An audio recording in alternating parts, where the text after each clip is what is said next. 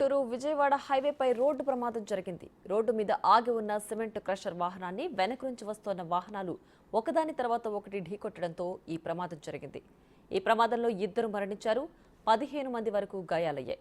క్షతగాత్రులకు పెద్దకాకాని ప్రభుత్వ ఆసుపత్రిలో వైద్యం అందుతోంది. బాధితులకు వెంటనే వైద్య సేవలు అందించాలని సూపరింటెండెంట్ను కేంద్ర మంత్రి పెమ్మసాని ఆదేశించారు.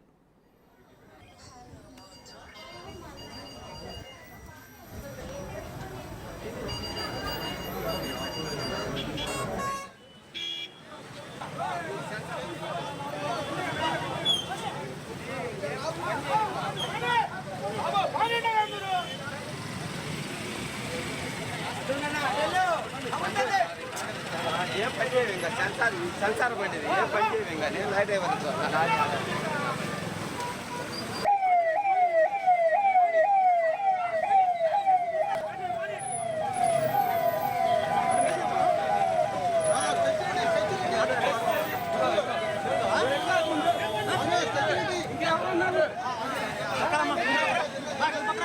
Baik,